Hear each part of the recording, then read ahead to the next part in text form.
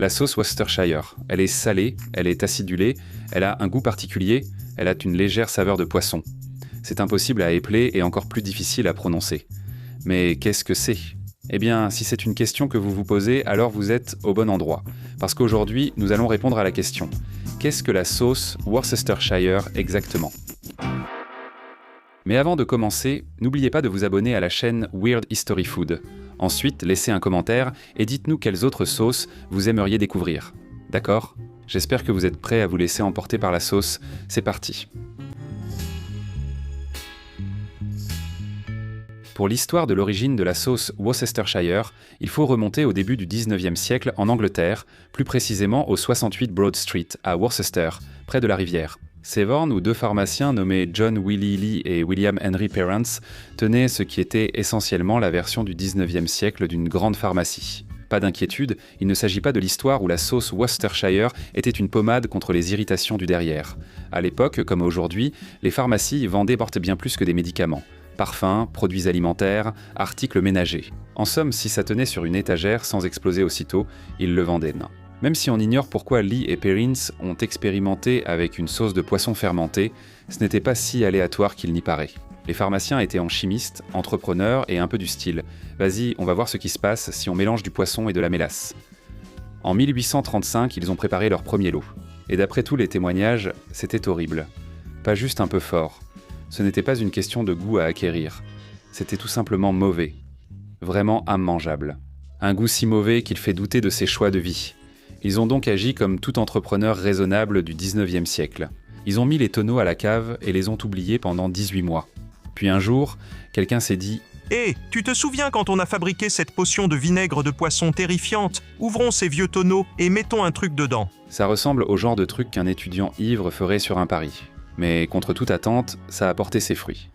Grâce à la fermentation et au temps, la sauce s'était transformée. L'agressivité adoucie, les saveurs mêlées, l'âcreté devenue complexité. L'accident s'était mué en alchimie.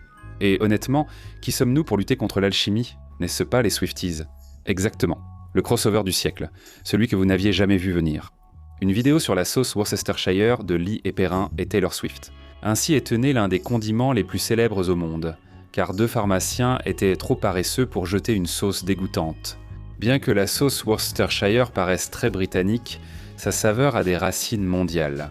Elle ressemble étonnamment au garum, le condiment de poisson fermenté utilisé dans la Grèce antique, à Rome et à Byzance. Le garum était obtenu en salant des entrailles de poisson, puis en les laissant fermenter au soleil, le genre de truc que les gens faisaient pour s'amuser avant qu'Internet n'existe. Le garum était très apprécié. Pour être honnête, il était aussi très odorant. La sauce de poisson est un incontournable des cuisines d'Asie de l'Est depuis des siècles, du Vietnam à la Thaïlande et la Chine. Les sauces fermentées à base d'anchois, par exemple, apportèrent déjà cette puissante saveur umami, bien avant que le mot umami n'existe. Eh bien, du moins bien avant qu'il ne soit utilisé pour décrire la 5e saveur, ce qui est arrivé en 1908, au cas où vous vous poseriez la question. Lee et Perrins tentaient-ils de recréer le garum ou une sauce indienne découverte sur les routes commerciales coloniales, ou un hybride précoce de sauce soja et de poisson influencé par les importations mondiales ? Je suis sûr que vous aimeriez entendre les réponses, mais personne ne le sait. Cela fait de la sauce Worcestershire soit un accident culinaire, soit l'exemple le plus britannique de « on va en mettre partout ». Et c'est ça qui est fou. Un tonneau oublié dans une cave de Worcester a fini par relier l'Angleterre victorienne à la Rome antique, à l'Asie du Sud-Est, et en gros à tous les placards de cuisine moderne. Ce qui était une expérience ratée est devenu non seulement comestible, mais aussi international, ce qui est impressionnant pour quelque chose qui, au début, avait d'abord le goût du regret. Avec du recul, la sauce Worcestershire paraît moins une invention britannique qu'une part d'une longue tradition humaine. En effet, et si on laissait le poisson pourrir exprès ? Soyons honnêtes, la fermentation n'était pas une tendance culinaire branchée en 1835. C'était une question de survie. Avant le réfrigérateur, seul le sel et le temps faisaient la différence entre un dîner et une intoxication. Les civilisations ont compris que fermenter le poisson servait à le conserver et à en renforcer la saveur, améliorant ainsi les autres aliments. À Rome, le garum était si précieux qu'il s'échangeait dans tout l'Empire. Certaines versions étaient des produits de luxe, d'autres des aliments courants bon marché.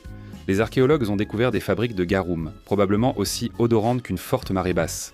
Parallèlement, les sauces de poissons d'Asie du Sud-Est ont évolué selon une logique similaire, mais indépendamment. Petit poisson, beaucoup de sel, de la patience. Le résultat ? Du pur umami. Donc, lorsque Lee et Perrins ont accidentellement inventé la sauce Worcestershire, ils ne créaient pas quelque chose de totalement nouveau. Ils rejoignaient, sans le savoir, un club vieux de 2000 ans de personnes qui disaient « ça a une odeur inquiétante, mais le goût est incroyable ». N'est-ce pas génial de savoir que l'histoire est remplie de tant de génies complètement excentriques ? Les premières étiquettes affirmaient que la sauce Lee & Perrins venait d'une recette de nobles locaux. C'était vague, dramatique, chic et britannique. Plus tard, la légende de l'entreprise s'est précisée. Lord Sandy, ex-gouverneur du Bengale, aurait goûté une sauce similaire lors de son service en Inde avec la Compagnie des Indes orientales. À son retour en Angleterre, il a demandé à des pharmaciens locaux, dont Lee & Perrins, de la recréer. C'est une belle histoire, mais ce n'est tout simplement pas vrai. À quel point est-ce faux ? Eh bien, il y avait bien un Lord Sandy, mais il n'a jamais été gouverneur du Bengale. En fait, il n'y a aucune trace qu'il ait même visité l'Inde. Donc l'histoire s'effondre sous la moindre pression historique. L'archiviste Brian Keogh a ensuite confirmé que l'histoire de Lord Sandy relevait surtout de la fiction publicitaire. Amusant, un article du New York Times de 1884 proposait encore une autre version. Il affirmait que la femme de Lord Sandy voulait qu'une poudre de curry soit recréée. Lord Sandy a demandé à Lee et Perrins de créer cette poudre. Ils ont accepté. Et puis, au lieu d'une poudre de curry, ils ont fabriqué une sauce. Pour une raison quelconque. Cette sauce était la sauce Worcestershire que nous connaissons, mais cette version soulève plus de questions qu'elle n'en résout, comme « si elle voulait une poudre, pourquoi ont-ils fait une sauce ?» Comment Lord Sandy connaissait-il ces pharmaciens de Worcester? Qui était cette épouse? Et pourquoi avait-elle tellement envie de poudre de curry, mais s'est finalement contentée d'une sauce qui n'est ni une sauce au curry, ni une poudre de curry? Peu importe la vérité, l'histoire du noble a fonctionné et a donné à la sauce une image aristocratique. Il faut reconnaître que rien ne se vend mieux que l'idée qu'une personne riche a jadis apprécié quelque chose. Quand la sauce Worcestershire a eu du succès, ce n'était pas que la fermentation, mais surtout un marketing agressif. En 1840, une annonce dans le Manchester Guardian la décrivait comme étant préparée par nos soins à partir de la recette préférée d'un noble reconnu pour son goût, ce qui signifie « bon goût ». L'annonce poursuit ensuite. Elle possède une saveur piquante particulière. Elle s'applique à presque tous les plats, grâce à son caractère relevé. La propriété de diffusion de sa saveur délicate en fait la sauce la plus économique ainsi que la plus utile. Traduction : une personne raffinée l'aimait. Vous devez en mettre partout. Achetez-la immédiatement. Des bouteilles ont aussi été placées sur les paquebots britanniques pour que les passagers l'essayent au repas. Imaginez-vous en mer en 1845, découvrant pour la première fois une sauce au vinaigre fermentée d'anchois alors que vous avez un peu le mal de mer. Miam. Quoi qu'il en soit, quelqu'un sur un de ces navires a dû apporter la sauce vers le Nouveau Monde, car sa première mention aux États-Unis date de 1851. Sur cette base, la société affirme fièrement qu'il s'agit du plus ancien condiment commercialement embouteillé en Amérique. C'est exact. La suprématie de la sauce Worcestershire précède celle du ketchup. Évidemment, après avoir accidentellement inventé de l'or liquide, on ne laisse pas traîner la recette, surtout au XIXe siècle, quand les imitateurs alimentaires transformaient le monde en Far West des condiments. Ainsi, pendant plus d'un siècle, la formule exacte de la sauce Worcestershire a été gardée comme un secret d'État. En 1845, l'entreprise utilise des capsules métalliques brevetées portant son nom en relief pour éviter la contrefaçon. Dans les années 1870, elle ajoute des signatures sur les étiquettes. Ils poursuivaient régulièrement les imitateurs en justice. En 1879, ils ont attaqué un distributeur du Wisconsin vendant une sauce Worcestershire améliorée, mais ont perdu. La Haute Cour a statué que la sauce Worcestershire était un terme générique désignant un type de sauce utilisé pour le poisson et la viande. Oups. Dès lors, le nom est devenu générique et Lee et Perrins ne possédaient plus le terme.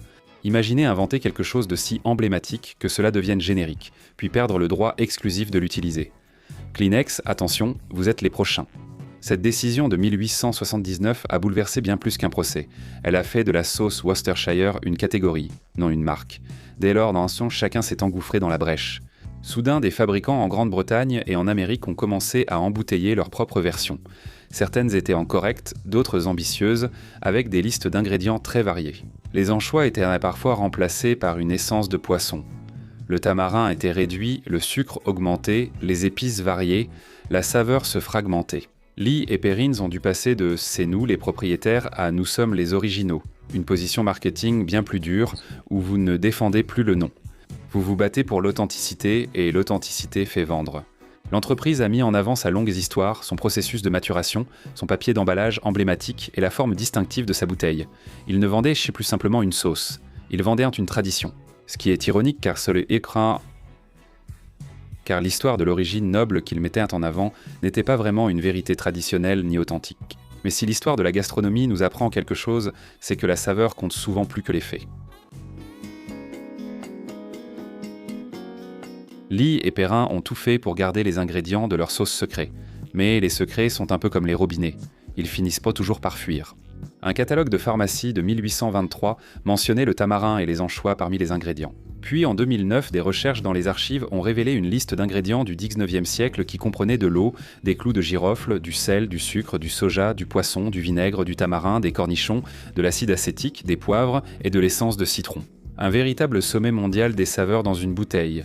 La version britannique contient toujours du vinaigre de Malte et des anchois, tandis que l'américaine diffère un peu. Sans surprise, elle prend du vinaigre blanc plutôt que du vinaigre de Malte et ajoute oignons, ail, mélasse et extrait de piment. Donc vous savez, la sauce Worcestershire, c'est du poisson fermenté, de la pulpe de tamarin, une forme de vinaigre, de la mélasse, des épices et du thym. Du thym. Pas du thym comme l'herbe aromatique. Du thym et de bonnes ondes, mec. Et les ondes sont bonnes. Soyons honnêtes. Personne ne boit de la sauce Worcestershire. Personne n'en nappe sa nourriture comme on le fait avec le ketchup ou la sauce ranch. Si c'est ton cas, il faut qu'on en parle. La sauce Worcestershire s'utilise en petite quantité, souvent une cuillère à café ou moins, et contient très peu de calories. Petite quantité de sodium, oligo-éléments du tamarin et de la mélasse, quelques antioxydants des épices. Est-ce sain? Avec modération? Oui, bien sûr. Faible en calories, elle apporte de la saveur sans trop de sucre, contrairement au ketchup ou à la sauce barbecue. Le seul point à surveiller est le sodium. Mais comme on en utilise très peu, ce n'est rarement une menace majeure pour l'alimentation. En d'autres termes, la sauce Worcestershire n'est pas un super aliment, mais ce n'est pas non plus à diaboliser. Alors, versez cette cuillère à café. Aujourd'hui, Kraft Heinz possède Leon Perrins. Au Royaume-Uni et au Canada, ils vendent une seule variété principale de sauce Worcestershire. Aux États-Unis, il existe d'autres produits sous cette marque. Ils offrent des versions moins salées, une sauce pour steak et des marinades poivre ou vinaigrette, mais ne sont pas seuls sur le marché. Les principaux concurrents incluent la sauce Worcestershire de French's, celle de Heinz, les versions de sauce Worcestershire de marques de distributeurs, ainsi que des variantes internationales comme la salsa inglesa en Amérique latine. Les différences de goût tiennent souvent au niveau de sucre, au type de vinaigre, au type d'anchois, s'il y a des anchois, car il existe aussi de nombreuses sauces Worcestershire végétaliennes et végétariennes. Et bien sûr l'équilibre des épices. Certaines sont sucrées, d'autres piquantes, certaines tirent davantage sur le soja, d'autres explosent en saveur. Et les variations à travers le monde prouvent une chose, la saveur de poisson fermenté transcende les frontières. La sauce Worcestershire a survécu près de 200 ans, elle a survécu à l'Angleterre victorienne, elle a survécu à 2 guerres mondiales, elle a survécu à l'arrivée de la réfrigération, elle a survécu à l'avènement de la suprématie du ketchup, et elle a survécu au fait que les gens ont abandonné d'essayer de la prononcer correctement. Worcester, sauce Worcester. Elle a aussi discrètement façonné la cuisine moderne. Sans elle, nous n'aurions peut-être pas la profondeur du Bloody Mary classique, la base savoureuse de la sauce César, la meilleure façon de préparer un burger au barbecue, la touche d'umami et d'innombrables autres plats de viande. C'est un ingrédient qui se fond dans la nourriture, mais sans lui, il manque quelque chose. La sauce Worcestershire est faite pour être là, et c'est peut-être ça la magie.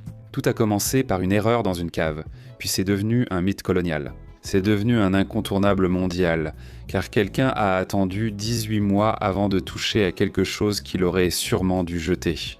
La structure aromatique de la sauce Worcestershire a aussi quelque chose de discrètement révolutionnaire. Bien avant que les scientifiques n'isolent les glutamates et ne nous donnent le mot umami, cette sauce en offrait déjà sous forme liquide. Aujourd'hui, les chefs parlent de superposition des saveurs. Acidité, sel, douceur, amertume, saveur. La sauce Worcestershire les touche presque toutes en même temps. Le vinaigre apporte l'acidité, les anchois la profondeur, le tamarin donne une touche fruitée et acidulée, la mélasse adoucit, les épices complètent. C'est un peu un code de triche pour les saveurs, d'où sa présence dans de nombreuses recettes avec un ingrédient secret. Une goutte dans un chili, plus de profondeur, dans la viande à burger, plus de richesse. Ajoutez-la à une sauce. Soudain, tout le monde croit que vous avez été formé à Paris. On en met si peu que cela reste discret, disparaissant en arrière-plan comme un machiniste culinaire. On ne sent pas la sauce Worcestershire, on pense juste « Waouh, c'est bon ». Sans doute le plus beau compliment pour un condiment. Mais qu'est-ce que la sauce Worcestershire? Des anchois fermentés et du tamarin. Un coup de génie du marketing victorien. C'est une fausse histoire d'origine noble, c'est le commerce mondial sous forme liquide. C'est un rappel que le temps peut réparer certains désastres culinaires. Cela prouve que les meilleures saveurs naissent parfois d'accidents, si on les oublie assez longtemps. Alors la prochaine fois que vous en versez dans un chili ou que vous en arrosez un burger, souvenez-vous que vous participez à une expérience de pharmacie du 19e siècle qui a complètement dérapé. C'est délicieux. Qu'en pensez-vous ? Pourquoi utilisez-vous la sauce Worcestershire ? Dites-le nous en commentaire. Et pendant que vous y êtes, jetez un œil à certaines de ces autres vidéos de Weird History Food.